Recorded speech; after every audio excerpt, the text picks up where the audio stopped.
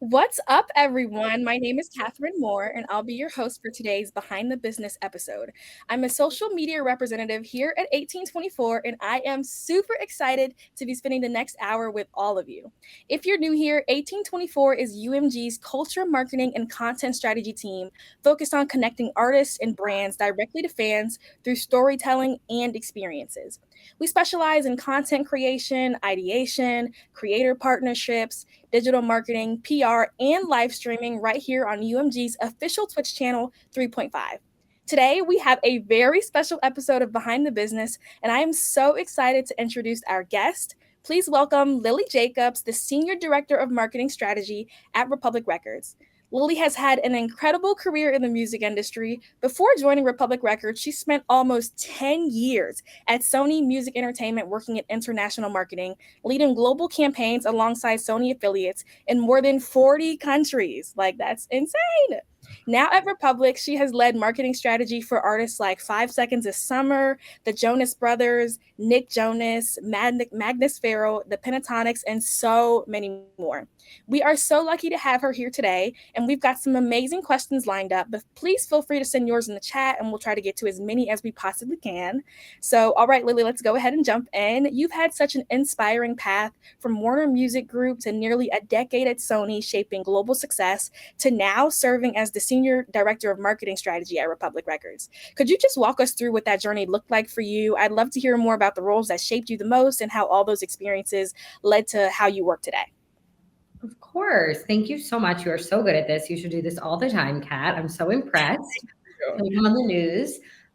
So my career started, like you said, at Warner Music. I was an intern for 2 years there. That's where I really fell in love with wanting to be in this industry and be a part of it. So when I was in college, I went to University of Wisconsin. There's no music business program or any kind of major related to entertainment. So I ended up being a communications major, but my whole senior year, I basically just started cold calling any music company in New York City I could find. I basically had like a written email that I would go on LinkedIn, friend as many people as I could, try to find their personal information, down to, making up what I assumed their emails would be. Like, Lily, I'm not going to share mine. Anyone email me.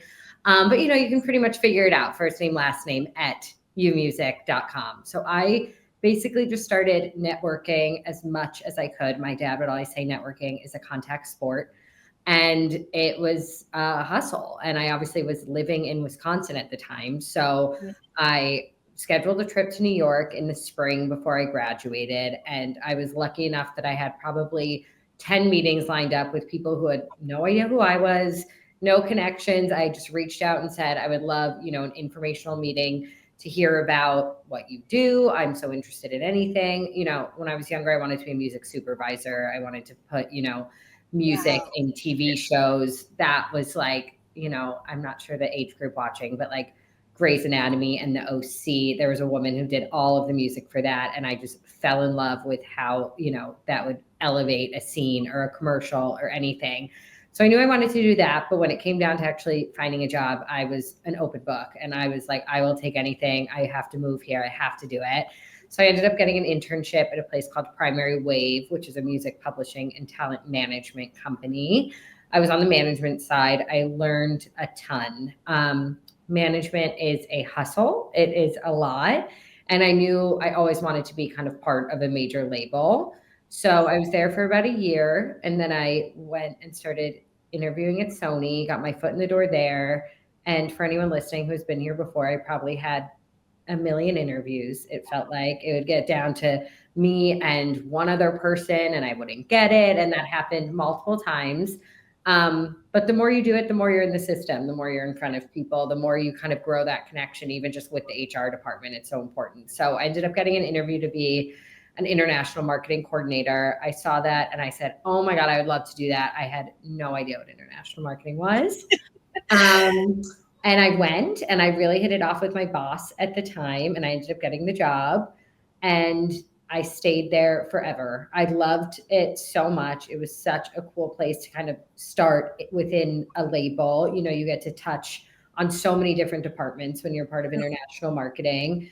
At Universal and Sony, it's a shared service. So you touch a lot of different labels, but you also get to work with, you know, marketing, press, radio, A&R. Like you're really getting to get kind of a lay of the land across so many different parts of the business. So for anyone who doesn't know what they want to do, or, you know, you really get to learn a lot about it. But that was kind of in my career where I got to be and grow and, you know, climb the ladder there, which was great. I had a boss who I just adored and really had a great team. And I got to, you know, go into a bunch of different roles there. I got to work on some really major artists, which was really exciting. I worked on Pink, I worked on Foo Fighters, Kygo, Justin Timberlake, tons of different people. And, you know, when you're doing international, you're working really closely with the marketing team on the US side, and you're kind of communicating out all of their plans around the world. So, you know, you have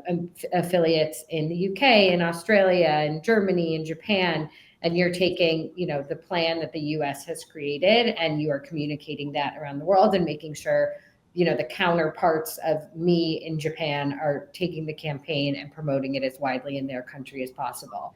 So it was really cool. And then COVID happened, and a lot of the job that was exciting was traveling and being able to, you know, come up with all of these plans and promo trips and getting to go and do it. And then when COVID happened, it definitely felt like there was a big shift in kind of the way we worked on international at Sony. And it felt like we figured we could do a lot of it not having to travel, which was a really interesting shift. So I'd always kind of wanted to dip my toes into domestic marketing and always was really curious about it. And then this opportunity came up, and I've been here now for 2.5 years, and it's a totally different thing, but it definitely feels like, you know, my foundation in international marketing set me up very well to know kind of the landscape of how a label works and how to be a domestic marketer. But it definitely was a shift. But that's how I ended up here. That's amazing. And I love that throughout all of that, you just made sure you kept going and pushing. That's, I know a lot of students probably struggle with that right now, trying to get their foot into the industry. So that's really cool to hear you say that you sent out emails and you made sure you got your foot in the door, Yes, regardless of the that situation. would be like my number one advice to anyone listening is keep in contact with every Mhm. single person you meet. This is a very small industry. This is, you know, I think anyone who keeps in touch is appreciated. I think you guys all obviously do so much work for the company, and the more that you are, you know, reminding everyone of that and getting in people's inboxes, you know, like even just a text like, Happy New Year, loved working on this with you. Like, that goes such a far way. And yeah, I think all you can do is really just keep at it. So definitely agree with that. Thank you so much for that, Jim. And just hearing you talk about all the projects you worked on makes me think about the bigger picture. So I was curious, you've managed so many career-defining campaigns for artists at pretty much every level. What's the biggest personal or professional shift you had to make when transitioning from international marketing to taking on more US-driven, artist-focused campaigns at Republic? And what changed in your mindset and approach? Yeah, I mean, I think the biggest difference going from international to the US is when you're a US product manager, you are in charge of the entire campaign. Like everything is your responsibility. You are the start of it. And that's very different from international. You know, in international, we're kind of taking plans that are already made and communicating them and making sure they are amplified and activated locally. But in the US, it's like you are the person, every department, the managers, everyone is coming to you. So I think that was what excited me about this role, and what is obviously like, you know, high risk, high reward. But it definitely feels like the biggest thing there is that when you're on the US side, like you're the one crafting the plan. So there's a lot more like creative outlets than there was for me, at least in international. And again, like the industry changes daily. So even now, I think there's different ways that international you can get more creative and you can do more. And but I think for me on the US side, there were so many parts of the industry I had touched being in international, but there was a lot that I had never really dealt with, like Yeah. production and A&R and creative. Like a lot of that was already like fully packaged up and ready for me to go, you know, tell that story. And now I'm the one like writing the story with these teams. Like our company always says, you know, it's like a trifecta of like marketing, A&R, and creative. And like those three things have to always be super tight and aligned from the beginning. So that was definitely the biggest part, was just there was a lot more kind of responsibility that I felt. And it feels crazy because you're going kind of from like 40 countries, like you said, to one. But you're starting, you're crafting the whole narrative, like with the Yeah. artist and the manager. Like you're a lot closer to it, which can be, a lot more hectic, but also comes with a lot more like exciting ways to really like form the plan. Yeah, okay, that completely makes sense. When you talked about the creative process, I would love to go a little bit deeper into that because I feel like that's a really important part of what 1824 does.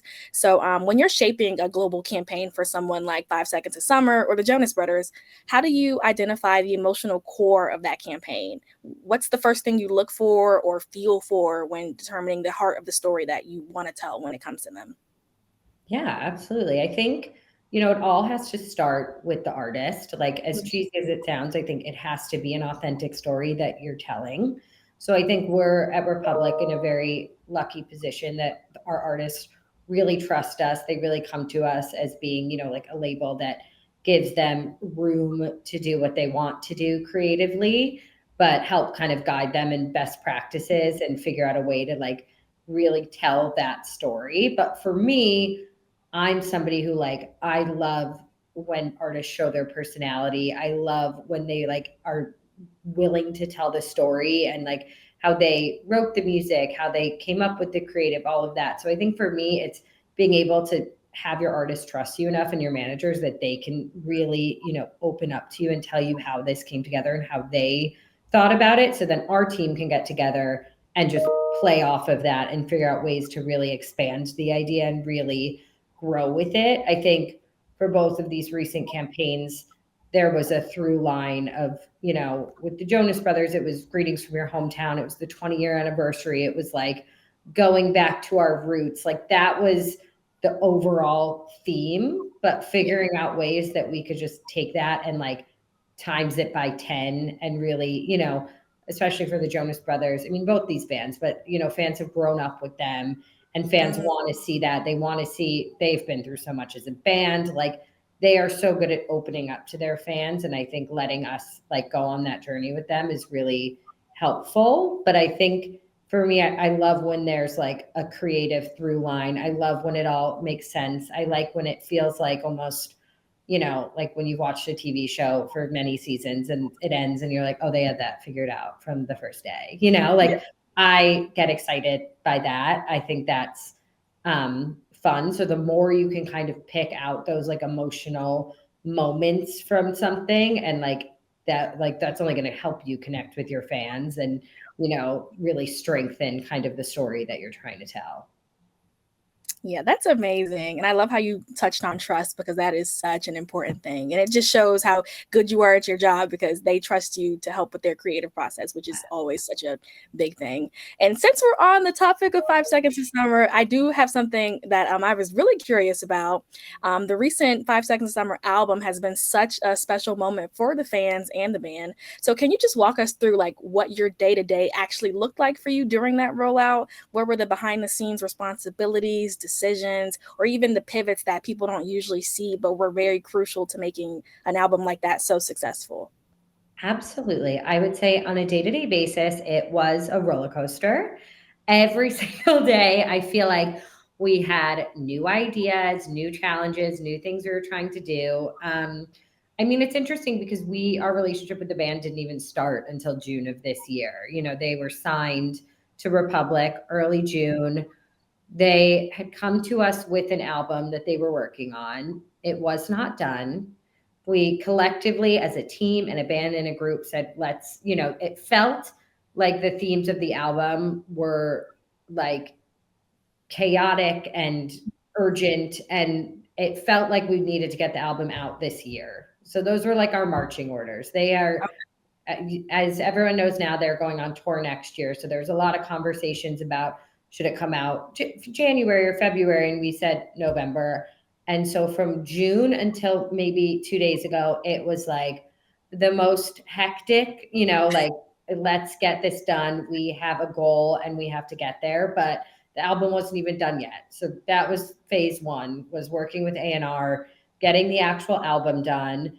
With a band, it's interesting because you're dealing with four opinions. These guys are so great and that they're so involved in what they do and are such a part of their creative process. But that also means you're taking longer to get things approved and you're taking longer to have them kind of hash it out internally with their managers and figure it out. So even just picking the single was like a daily back and forth for a while. But it made it fun. Like it made it really exciting. And like every day there was something new. So we finally got the album done. And I would say the behind the scenes that a lot of people don't see is just, and again, coming from international was not something I was a part of, was like the actual just production side of getting an album ready to go. There are so many people in this building that are part of it.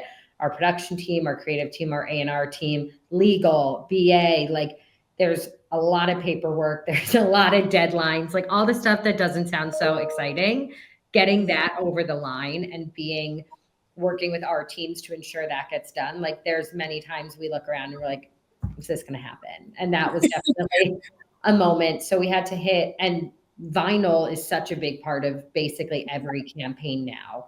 And you need at least 3 months for vinyl production.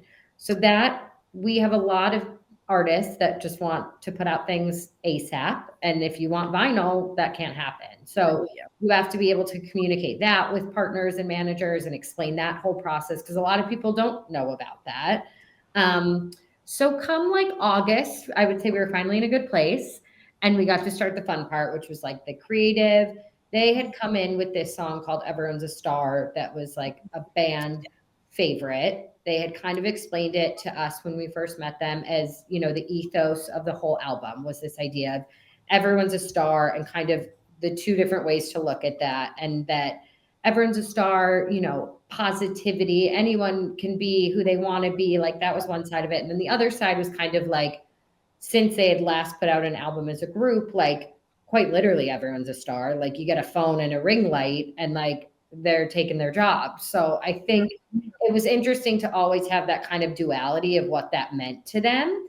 But that was kind of where we started. So the photo shoot was all kind of about that. It was like, how do we make them the biggest stars? How do we make, like, the whole plan was to elevate them from what they were before and really like grow them to the next level. And that was, as being signed to Republic, being, like it was a new sound for them. Like it was all kind of about like reinventing themselves as a band, but obviously staying really true to who they are at their core and making sure their fans felt that.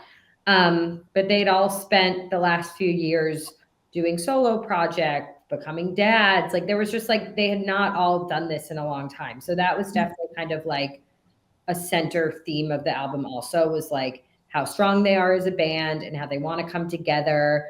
And they are incredible. Like they're so close knit. They're like really, they're typically always on the same page of what they want to do and how they want to do it.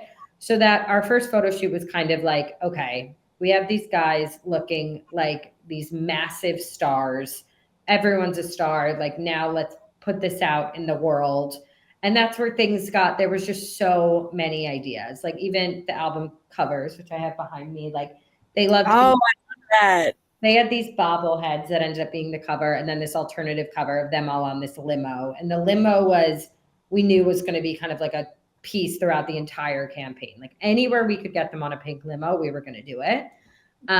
So we all loved the limo one, and the band and management really loved the bobbleheads one. And they felt like that was really speaking to what, like they had gotten these big heads. They were so famous now, these stars, like they felt like that really told the narrative. And I think a key part of this campaign was like, we were new to them and their management team's been with them forever. They've been with their fans forever. Like they've been at this for 15 years. And as much as we wanted to trust, like them to trust us, we had to trust them. And there were so many decisions they made that they were like, we want to do this. We want to make this statement. And as Republic, we were like, all right, like we brought you on. We're here to support you. Like you guys know your fans. So the album cover is definitely one of those first moments where they took that, and that also ended up being like a big theme in the Telephone Busy video. Like it tied itself back around. But But then we got into kind of the start of the campaign, and they have always had this big kind of stigma around them as a boy band and not Mhm. being a boy band. So something that I love about them is just how much fun they have with their fans and kind of like poking fun at each other and like being in on the joke. So the campaign started with posters all around LA, New York, London, and Sydney saying your favorite boy band is coming back. And I would say a few people on the team were like, oh God, like, where are people going to go with this? Like, what are people going to think? Like, we were opening a whole new creative. Like, there wasn't even a through line yet with the stars. And, it's like there are certain ways you can tease things and put things out that people are automatically going to tie it back to someone. But this was like a brand new look for them. So we were definitely not sure how that was going to go yet.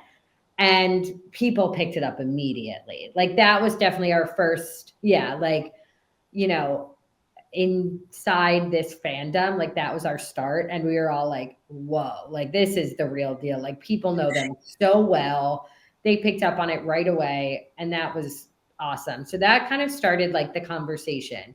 And, we always say we're public, like we're building the plane in the air. Like we were like catching up with ourselves. Like every time we had a new idea, we had something we wanted to do, but it all made sense together. Like to me, even when we were like, oh, what are we doing? Like it all came back to like, this idea of like fame and like that you're getting too big for your bridges and that you're, like the price of fame, the cost of fame, like it all came back to that. Even the first single was called Not Okay. And they really wanted everyone's a star. And we went back and forth on that.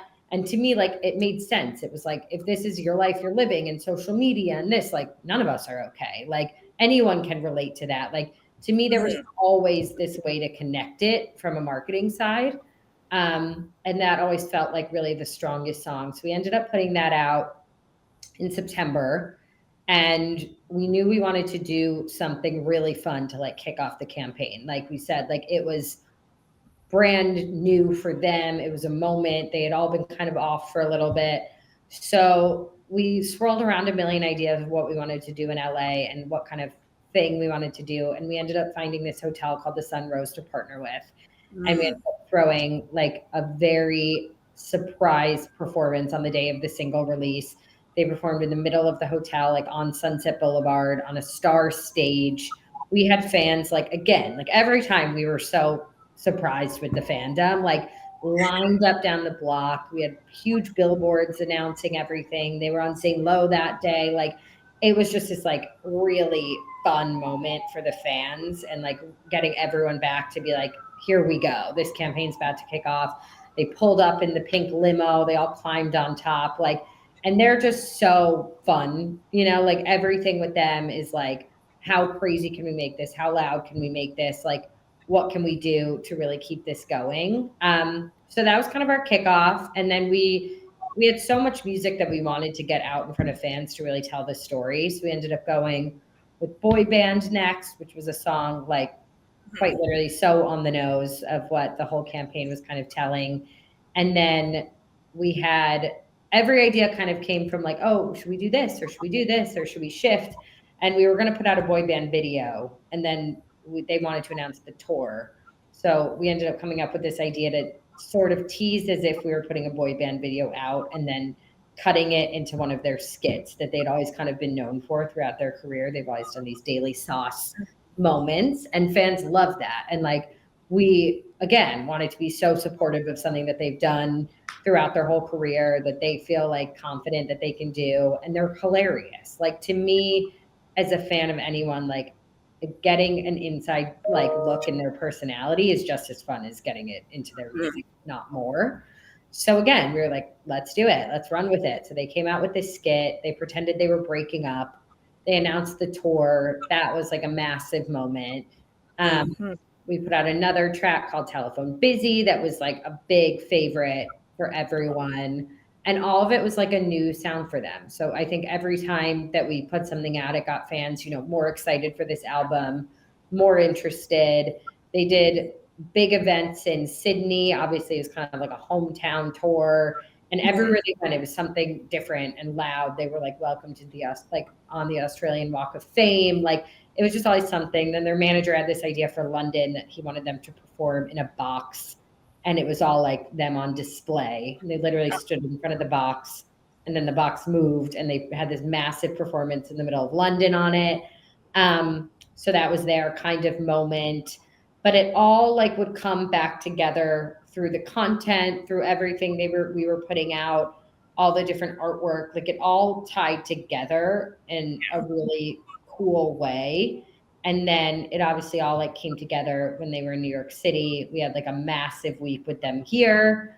And again, I know you have some questions about this later, but like it's with them, it was really a lesson in like being flexible and pivoting. Like they were so fun because we had so many big ideas that we wanted to do that, you know, you don't always have budget for, and you don't always have the bandwidth for.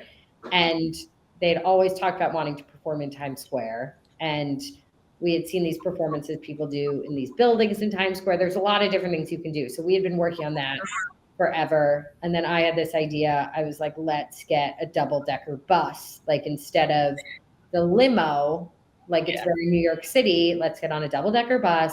We'll wrap it pink. We'll do the whole thing. They can take it all around the city. So that's how that idea kind of came together. And when I tell you it was being finalized maybe the morning of, like it was hectic and crazy, but that's the fun of working with these guys. Like there was a new idea every step we took, there was something new that they wanted to do, and we were just game. And like everyone in the building was ready.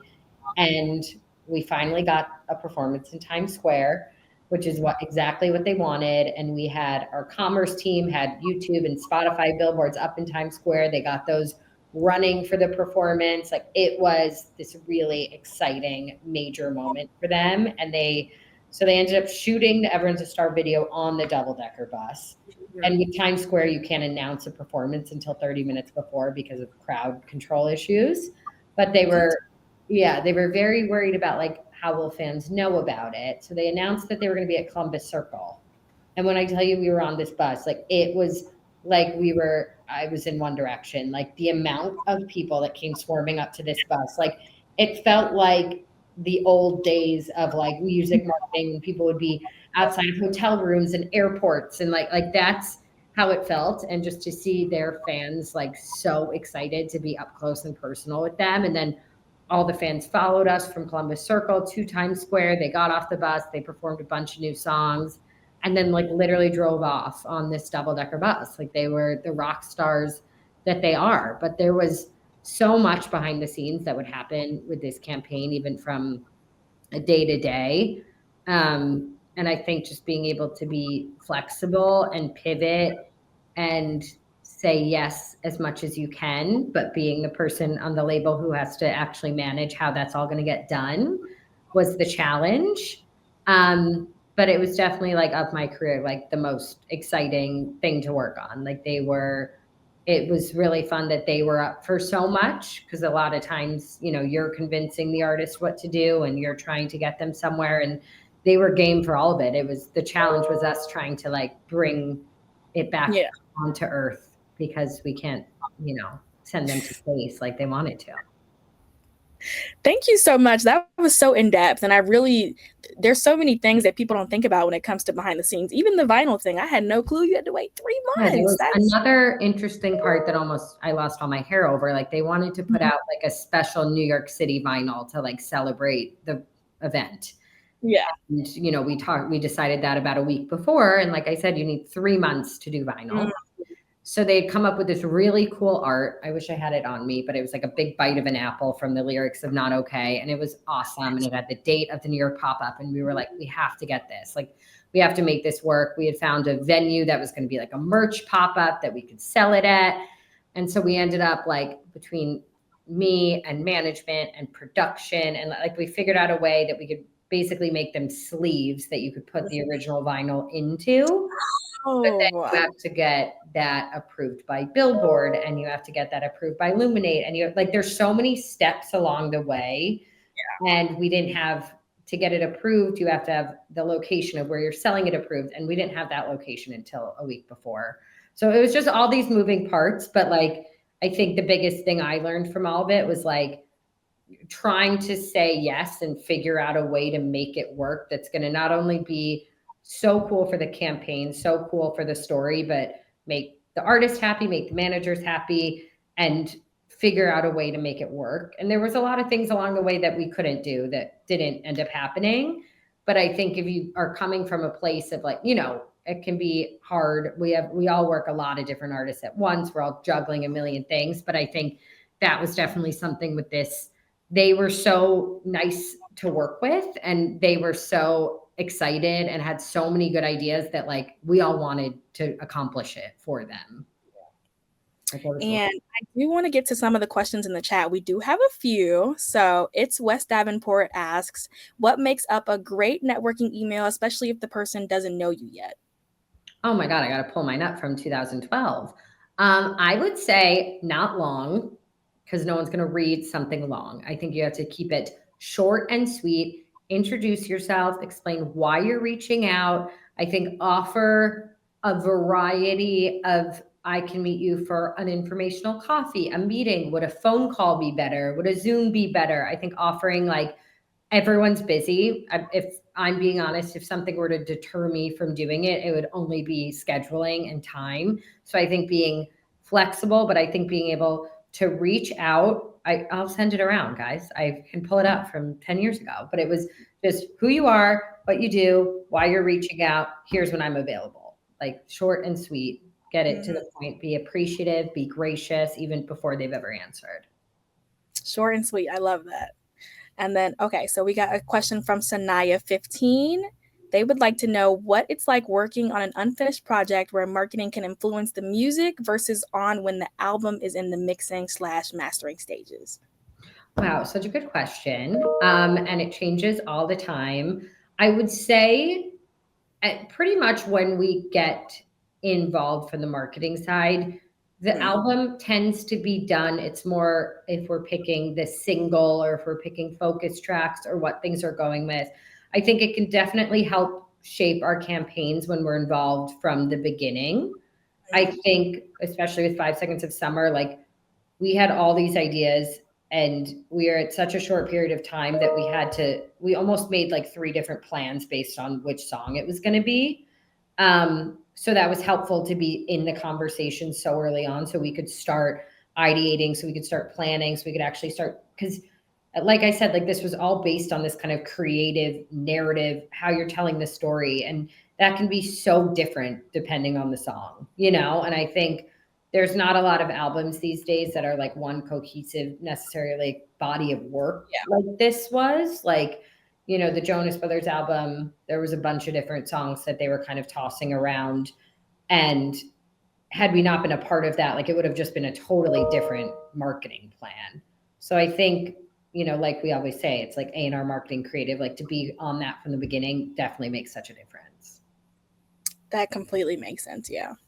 And then we have one more question. So Pos Hong 1824 asks, what's the biggest challenge when you have a full band consistently pitching creative ideas? Not losing your mind and keeping everyone on track. I would say that is, as the marketing PM, it is your job to be reiterating deadlines, keeping everyone organized, keeping everyone on track. I think it's giving them the right amount of time and grace to like hash it out. This is their art. This is what they're putting out as their creative expression into the world. But you have to be the one to be like, if I don't have an answer by this time, it's not going to get there. So I think it's being gracious and understanding, but also being firm in what can actually get done, because you're the person who has to answer to your production team and your commerce team, and that this is not going to get on Spotify or in Target if it does not get here to this day. But I think I am somebody that I don't ever like to be too like aggressive or, like I can understand that everyone is, kind of answering to someone. Like I'm talking to management, they're talking to 4 different band members. So I think just being understanding that there's a lot of chain of communication going on, and, just kind of balancing being direct when you have to be, but also understanding that this is going to be a big decision for them. Yeah. With all of those dynamics at hand, I've always wondered, since you work with the artists at such vulnerable and high stakes moments, what do you think is the most underrated skill when it comes to building the real trust with them, and something that people don't really talk about enough when it comes to that space? I mean, I think it's talked about a lot, but I would definitely say communication. I think it's being able to adapt to the certain personalities that you're working with. Every manager is different. Everyone has a different approach. I think you have to be a chameleon and you have to adapt to their communication style. And you have to figure out a way that you're going to, like I said, get the job done where it needs to go, but work with them in their best way, speak their language. I think that is like the skill that's going to get you the furthest in life, is being able to communicate with many different people. I think it's challenging, but you get a lot farther by being kind and understanding and gracious than you do being just like, this is the deadline, get it done or lose my number, So I think for me, it's being able to work with a lot of different personality types as you get into this business. There are so many. As you get into any profession, there's a lot. And I think being calm and collected, and you can only control how you handle yourself and not others. And I think being able to do all of that in a way that you're going to be like, wake up and go to bed and be proud of yourself that you handled it that way, is the best way to do it. But yeah, I mean, it all comes down to like communication and being able to get your message across in a way that is heard. Okay, that's an amazing answer. Thank you for that perspective. We do have another question in the chat from It's Ari Eve. They would like to know, what are some kind of independent marketing projects someone could work on as a way to build their portfolio or show off their work? Oh my God, such a good question. I mean, we saw a lot of just like TikToks of projects that people had worked on based on the 5 Seconds of Summer campaign. Like, I think I honestly will be honest, like, I don't know how easy it is to just get kind of, freelance marketing projects. But I think like, look at, if you're somebody who wants to be in marketing at a major label, like, look at how these rollouts go and like redo it, make it yourself, figure out ways that you could, like, if somebody came to me to interview for a job and they were like, here's 10 ideas I had that you guys didn't think of, like, I would be so impressed. So I think look at these campaigns, look at your favorite artists, look at ways that you could improve them or make them better or more creative. And I think that's definitely going to get you to stand out. That's an amazing answer. I actually haven't thought about doing anything like that. That's such a quick thing you could do, like on your own time, if you don't have an internship or maybe something that you can go Yeah, out. we saw a lot of people like presenting them at their schools, and like they were in marketing classes or whatever, and they like presented on it. And again, like, I didn't have any of that in college. So I was like, oh, that's so cool to be able to like, unpack the whole thing and break it down in a way that, you would know better than anyone maybe inside the building would. I think that would be amazing. That's so, yeah, I love that. Thank you for that. I did want to go back a little bit back into just the leadership that you present when you're under pressure, like under a campaign like 5 Seconds of Summer. I'm curious, what does that leadership look like for you in your role, and how do you keep your team grounded when you guys are going through such high stress situations? I'm somebody that I get really excited. I think it's important to get everyone excited about what you're doing, because it can feel like a lot of work. It can feel like really high stress. Sometimes it works out, sometimes it doesn't. So I think anyone that's working on the project is going to match your energy. Like I said, being on the marketing side, you are sort of the nucleus for the entire project. So it's whatever I'm putting out is pretty much what's going to be brought back to me. If I'm like, oh, this is the worst, this is so stressful, like, why would anyone else care? Like, why would anyone else want to be part of it? Why would anyone else want to work all night and all morning on it? So I think that's number one. I think it's keeping like a positive, excited outlook on it. I think being able to be calm and collected under high pressure is key. I don't think anyone wants to work with somebody who is crashing out, as the kids would say. I think that is a key part of it. Like, you have to be like the leader of this ship. They always say, like, when you're on an airplane and the pilot's like, would you want them to be like, I have no idea what the fuck is going on? I'm sorry, we're not allowed to swear on Twitch. Or would you want them to be like, we're in turbulence, but we've got this and Yeah. we are going to keep it moving. And I know what I'm doing and I'm in charge. Follow me. We're all going to be okay. So that is my style. I am somebody who gets excited. We had a lot of ideas. I think I scared people with the ideas sometimes, but I think being able to be like, it's very much in this industry like it is what it is. We can get it done or we can't. And you have to keep it moving and you have to be flexible and you have to pivot and you have to be willing to come up with new ideas that are actually going to be actionable. But I think in terms of leadership style, like I like to be somebody who is just a balanced, calm, and nobody would describe me as calm, but I don't think that I don't try to get the stress to like be the entire core of the project because that's not Yeah. fun for anyone. I always am like, we're not saving babies. Like we're in the music industry. We are so lucky to do what we do. It's not life or death. Like, let's have some fun while we do it. Um, and just have everyone, if you're organized and together and you know the goal and you know how to get there, like people are gonna want to follow. Yeah.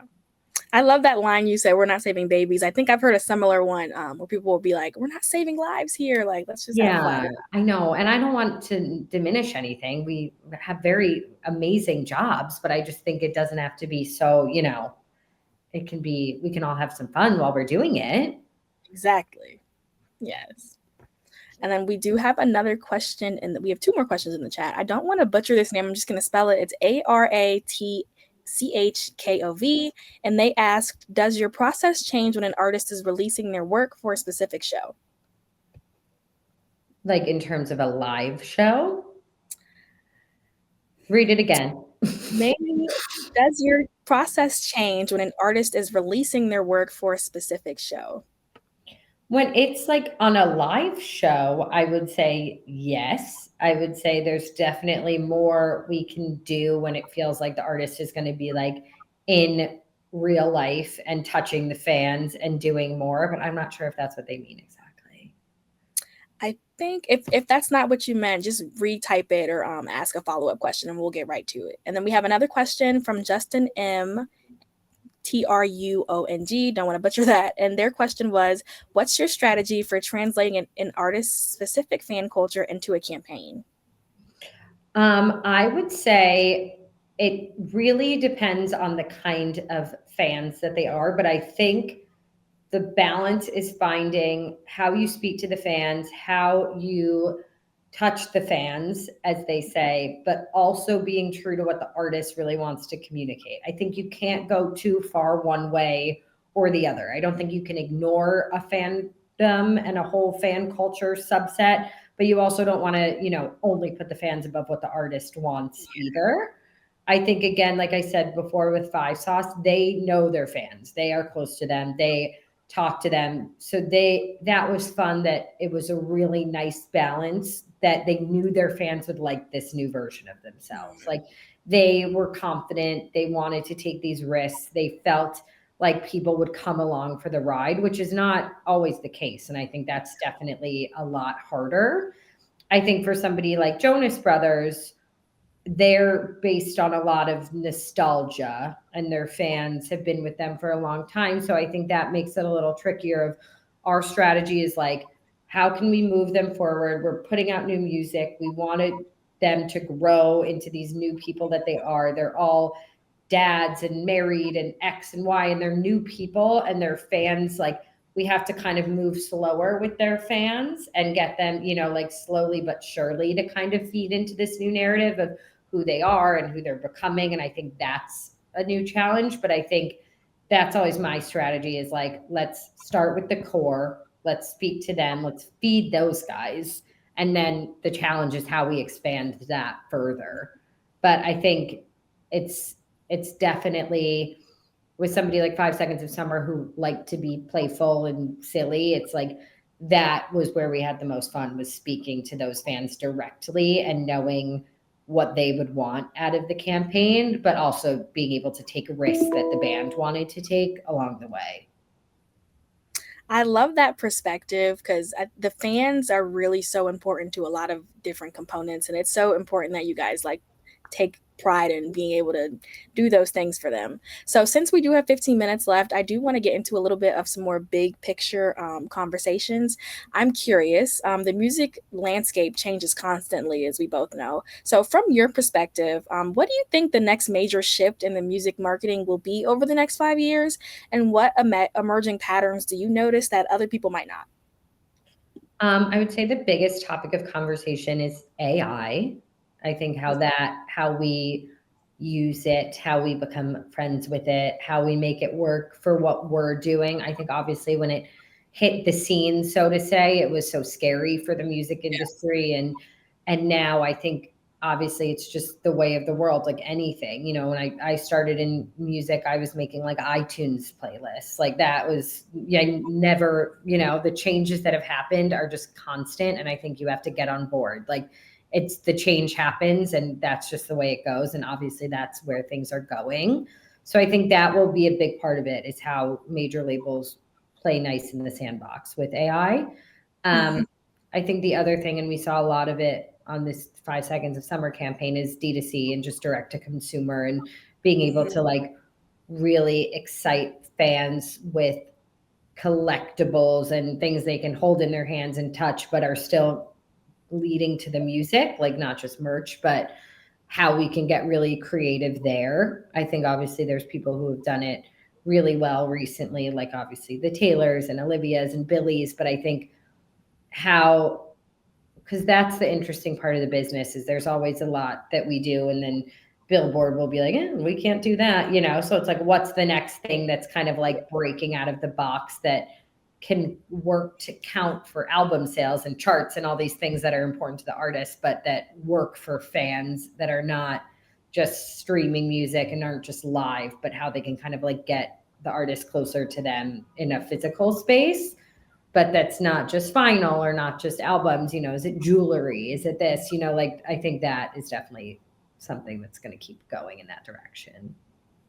That I love that. I think that that is a really big part. I think we're starting to see that more, which is really important because it just brings a different perspective to the entire music industry as a whole. And speaking on perspective, for all of the students watching right now, I would love to know, when you were in your early career, what was something you believed about the industry that changed once you were actually in it? That something basically that you learned from only being in the room. Wow, that's a hard one. I mean, I would say like that just everything is changing constantly and that you have to be very adaptable. I would not have thought that just about anything in like a professional sense, that you just always have to be like very ready for change. It's an industry that's just constantly moving. Like there is just, I would say even like, we'll be on one side of the building and they're talking about AI over there and they're talking about this over there. And there's just so much areas, which makes it exciting and fun. Like you should always be learning, you should always be reading, you should always be trying to figure out what these executives are going to meetings to talk about. Like I think having like, I mean, that's what got me excited about the industry when I was younger, was just like, how does it work? And how did this get here? And how did this get made? And it's like, it's cool that it's like, you're never going to just accomplish knowing everything. Like there's something new always to learn about. There's something new to always figure out and try to master, and then be like, all right, on to the next. Like there's always something that's new and exciting to really like sink your teeth into. But I feel like when I was younger, I thought I was all like glitz and glamour, and there's definitely still a lot of that. So that's fun. Yeah, it's, getting into that, I kind of want to tap into your advice side for students. What's one of the biggest misconceptions you see students or new professionals having about breaking into the marketing industry, and how would you suggest they tackle those? Absolutely. I would say there's not a ton of misconceptions, at least when I was getting into it. I think it is an industry that's hard to crack into. And I think if you're somebody who wants to be in it, you know that. And all of you, especially, are doing more than I ever did by being in this program. Like that is awesome. It's where you can start and get your foot in the door in any way you can. There's so many different areas of the business. So I think being able to just be like, I'll go try that, I'll go learn about that. Like, why not? I would say being able to just work your tush off and be willing to get in there and do whatever needs to be done is a big part of it. Like it's something that if you're lucky enough to get a job and be an assistant, like there's any part of any job, there's going to be stuff that you don't want to do. That's why they call it work. And it does pay off and it does get you somewhere. So I think being somebody who comes in and is just willing to do whatever part of the job needs to get done, like we also always say at Republic Records, is pick up an oar and just help everywhere you can. And that is such a big ethos of this company. And it's so true. Like I have always had such amazing support around me. And I think especially from the younger people at this company, like doing what needs to be done, not having any sort of like entitlement that it's not part of your job and not part of this. Cause at the end of the day, it's going to teach you something, like you're going to get out of it. We did like an in-store at Rough Trade with 5 Seconds of Summer, and we had like 10 assistants helping us. And I was like, I haven't even done this before. And they're learning all of this on the first week of the job, So I think really being able to come and do the fun parts of the job that are exciting and sexy and, are maybe everything you thought they were going to be, but also just being able to be like, put your head down and get the work done that needs to get done is definitely the best advice I can give you, because it's going to pay off and eventually you're not going to be the person doing it. And to me, like I didn't start at this company as an assistant, and I wish I did, because when you're an assistant at these companies, you learn everything. You learn so much. You should be like a sponge. You should soak it all up, like budgeting, invoices, like everything like that. All those are like tools in your toolbox of being able to pull those out later that are so beneficial for you your entire career. Like none of it is for nothing. It's all helpful to know. So I think just being willing to be like, we are not the kind of jobs that have 9 to 5s and clock out and do that, like it's definitely not the place for you if that's what you're looking for. I think you have to be willing to really work. And that's definitely my advice, is just be willing to like help out where anything is needed. Thank you for that. And this actually leads perfectly into my next thought, since we're talking about teachable moments. It's hard to get your foot in the door, but once you're in the door, of course, there are going to be things that don't go as planned. So I'm curious, could you share maybe a campaign or a rollout or global move that ended up teaching you something that essentially helped you move forward and change the way that you strategize today?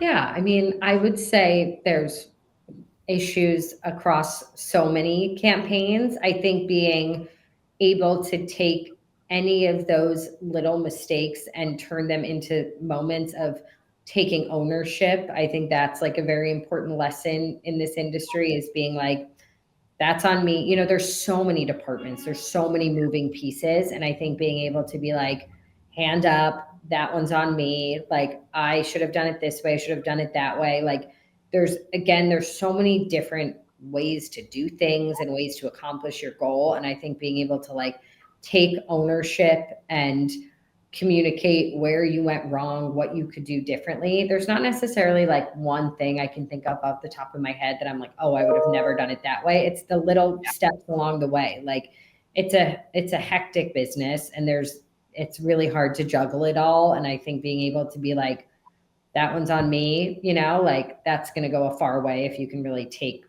your ownership for your mistakes and don't let them bog you down. Like, again, like you're going to pick yourself up. You're going to figure it out better for the next time because of that mistake. But being able to be like, I should have done that differently, I think is important. That's so powerful. It just really makes you think about how you're going about everything you're doing in your work, and I really appreciate that. And we have about 6 minutes left, so I want to just leave with one final question for you. What's one message you want young creatives, especially young women navigating this industry, to hold on to as they pursue their careers, evolve, and find their voice when they're coming up in this industry? Absolutely. I think it's important to always remain professional. I think we're in an industry that can be very like, it's fun and we're out and we're going to shows and whatever. But I think it's still like a job. And I think being able to be like, I am here to get my work done in like a professional way is important. I think that goes far. I think, people like would give me the advice of like, show up to work like any day, like the head of the company is going to call you into his office for a meeting, like you want to be presenting your best self always. I think being yourself is important. I think being vocal and open and outspoken in your ideas. I mean, all of you know so much more about what's going on in the day-to-day culture of the demographics we are trying to reach when we're doing these campaigns. So like, let your voice be heard. Like, I would love if any of you hit me up and emailed me and had an idea and did this. Like, I'd love the summer when we have our interns and talking to them. Like, you guys know so much. Hopefully you're all in this building soon, and like, do not be afraid to speak up. I think this is a company that really values your voices and your opinions and your thoughts. And I think I have been somebody who's been like, oh, I'm scared to speak up, or I'm nervous, or these people are so intimidating. And it's like, do as much as you can to fight those thoughts. And there are no bad ideas. And I think, especially in what we do in this company, is like, we want your ideas. There's so many ideas that get tossed around that turn into other ideas that are maybe don't happen, but lead to another one. So I think that's my biggest advice is as much as some things may seem intimidating and nerve wracking, like, speak up. If you have an idea, send it, shout it, let it be heard.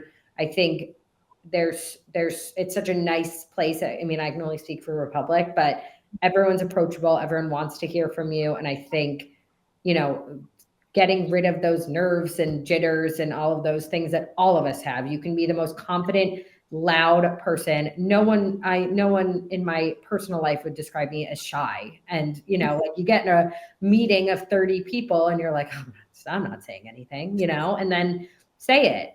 Even if sometimes you say it and it's crickets and it's awkward, but just say it and be loud and vocal. They love that here. I think it's really important to know how much value you guys hold in being, there's so many people here. It's like, we don't like, they don't know how to use TikTok, it's like, you guys are this voice of this generation. Like, you're so important to everything we're doing. So I think just being able to be like, if there's nerves, if there's anything, like, shake them off and just try. And sometimes it'll be great. Sometimes it might be scary, but it's worth it.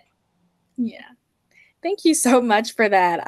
Even myself right now working for 1824, I know I've had plenty of moments where I've been like, should I say something? And it's like, it's scary. And that's okay. Yeah. And it's just like, there's times we'll all sit around and everyone's throwing out ideas that are just the silliest things. And it's like, so be it. Like, say it, shout it, and that's what's so cool about your guys' program, and that you can, like, you have this access, like, use it. And then again, like I said, then follow up 100 times and be like, great to hear from you. Great to see you, and that's how everyone's going to remember you. And that's how everyone's going to, like, remember your name. And that's how you get your foot in the door, is just by keeping in touch, keep communicating. Like, that's, I think, what really makes you stand out. And everyone is so busy and there's so much going on. But I think the more you can get in front of people and be vocal, like, it's only going to help you all in the future. Thank you so much for that. You've dropped so many gems today. You did. You're so great at this. You should go and be a correspondent. I appreciate you. This conversation was really powerful. I know I've taken so many things from this. I hope everyone in the audience also took so many things from this. Thank you just so much for joining us today. I know you have a very busy schedule, so it means a lot that you take time to sit with us and just answer some questions. And oh my God, it was so much fun. I'll do it all the time. I had a blast. is there any way that if anyone wants to contact you, what's the best way to reach you? My email, my first and last name at umusic.com. I work on all those people I mentioned. I know you guys have done a lot with Magnus Farrell, which has been so helpful. We have a new Nick Jonas album coming out, so any ideas are welcome. Any of the Nick girlies out there, anything on 5 Seconds of Summer. I'm an open book. I would love to talk to any of you. This has been so much fun. I hope you guys heard that. She said, reach out. But yes, thank you so much.